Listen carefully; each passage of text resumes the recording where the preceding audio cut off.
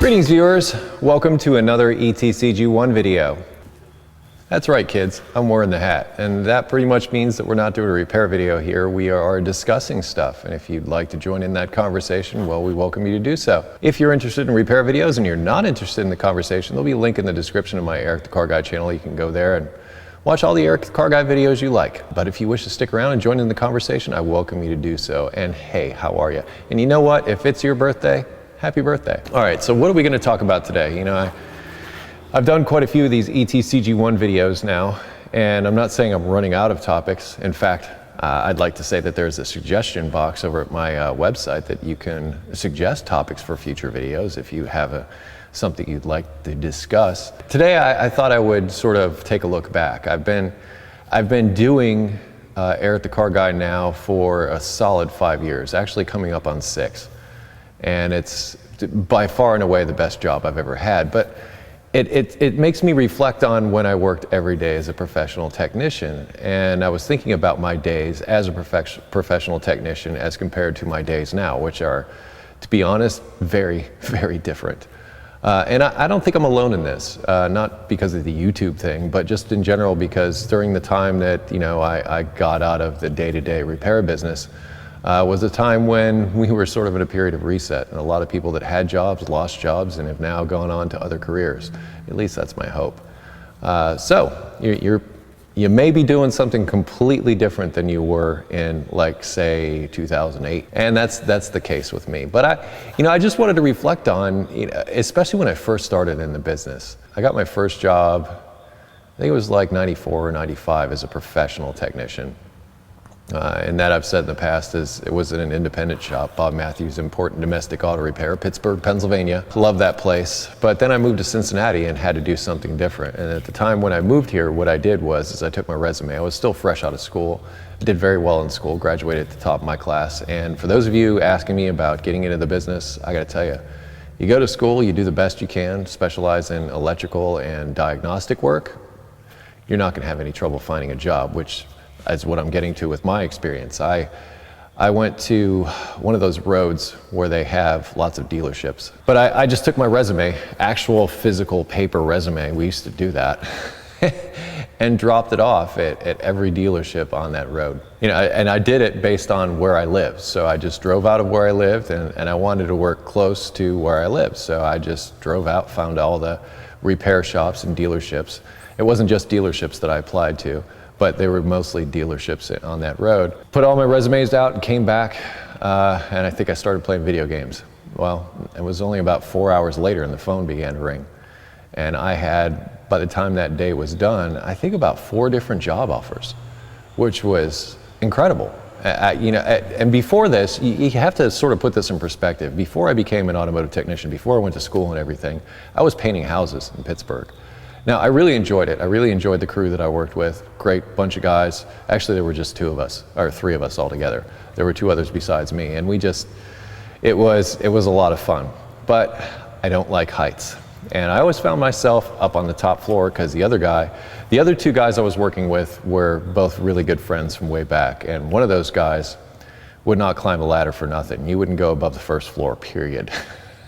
So that left me, the new guy, the FNG, if you will, that had to go up on the roof, on the dormers. And some of those houses in Pittsburgh are 3 stories high, and some of them are on a hill on top of that. So when you look down, you're looking down. And for somebody who's not comfortable with heights, hanging on the side of a slate roof in the middle of the summer trying to scrape your window wasn't my cup of tea. That's one of the things that helped motivate me to go to school to be an auto mechanic. So here I am going from, you know, trying to bounce around from one odd job to the next to an actual career in auto repair.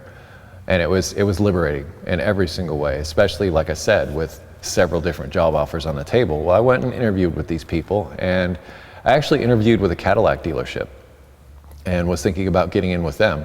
I'd always liked luxury cars. I always thought, you know, they were really cool, and I could never afford them myself. So the closest thing I could do was work at a dealership and repair them for a living and get to drive them all I wanted without having to, you know, pay for them, which actually that kind of works in some cases. That being said, it's funny that I interviewed at the Cadillac dealer, and the Cadillac dealer was owned by, you know, one of those conglomerates. Most dealerships these days are a group of dealerships that are owned by one central entity. Well, this entity was actually looking for positions at their Acura dealership for technicians, so that's where I ended up. Now, when I first got to that Acura dealership, it's luxury car line, and I would say at that time in history, Acura was like in its heyday. Honda was in its heyday. It was really at the top of its game. This was 1997, I believe. And it was just a good time to be a technician at a Honda dealership, because mostly what you were doing was service work, and it was paying very well. And it was coming in car after car after car. Also, there was very little warranty work. I mean, there was some, of course. There's always going to be warranty work. But there wasn't a whole lot. So the bulk of my paycheck consisted of service work. The paychecks were pretty decent. They were really decent. In fact, I was making more money than I'd ever made at anything else I'd ever done. As I said, I bounced around from a lot of different jobs before I finally ended up with auto repair as a career, but back at that time in the late 90s, it was the time to be a technician. Less so when it got to be about 2008 when I left, because as I said, it started out with a lot of service work, but then gradually turned over to mostly warranty work, and warranty work is very different. There's a lot more paperwork involved. Sometimes you have to write a lot more stuff up, returning parts, and you don't have to sell it to the customer, there's that part of it, but in order to get the manufacturer to pay the dealership, all the ducks need to be in a row. And I was pretty good at writing things up, but it was time consuming to try to do those types of things. So that whole thing changed. So it was almost resentful, like that the customer would come in for a warranty job, and you were hoping for some service work, and you might find some service work, present that service work, but you'd get turned down because the owner didn't want to do it. All they wanted to do was the warranty work, and that's that. There was a sea change, so to speak. Now, I haven't worked as a professional technician, like I said, in 5 years, so 6 years now. So I really can't speak for what is out there today, but I do get feedback from a lot of you, and a lot of you talk about, you know, the industry being different than it was. Some of you want to get out.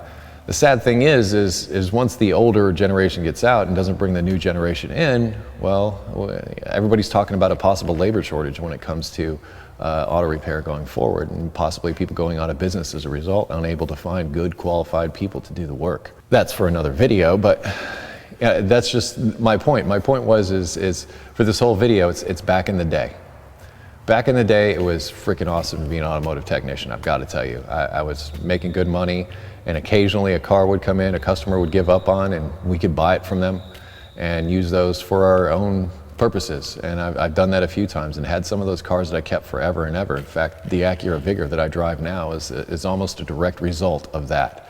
So that was really carryover. Years later, a carryover from that exact thing. So it really depends on your shop what they let you do, but let's just say that the Acura store where I work, things were pretty lax. So it was a free-for-all for a while.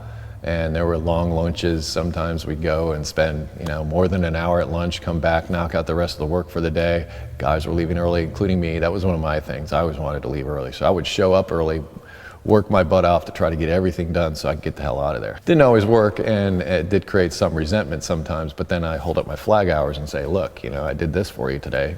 Can I go? But despite all that, despite some of the challenges that I ran into, I have to say that I loved being an automotive technician in the late 90s. It was awesome. And working for Honda or Acura, depending upon how you look at it. So, are you an automotive technician, former automotive technician, anything of that nature? Or are you connected with auto repair in some way? Do you have a friend, family, neighbor might have worked in the industry? And what are their opinions about then versus now? But I just wanted to talk about that a little bit, and how things were, and how things are today, and how very different things are today, at least for me. But I hope you're getting along, and I hope that, you know, that the auto repair industry is not dead, that we'll get some new blood in there, some fresh eyes and fresh hands to help, you know, carry on the service industry well on into the future, because we need you. We definitely need you. So if you're a young person interested in this field, know that and do well. Electrical and diagnostic work. Focus on that, write your own ticket. Trust me. Anyway, I am Eric the Car Guy. If you have automotive questions, I would ask that you head over to ericthecarguy.com, as I mentioned earlier. There's a welcome video there to tell you about all the amazing features we have to help you with automotive issues, should you have them. I can be found on Google+, Facebook, and Twitter if you wish to connect with me socially. I post these ETCG1 videos on Mondays, so stop back and see me then. I close each of my videos with be safe, have fun, stay dirty. I'll look forward to your comments on this one.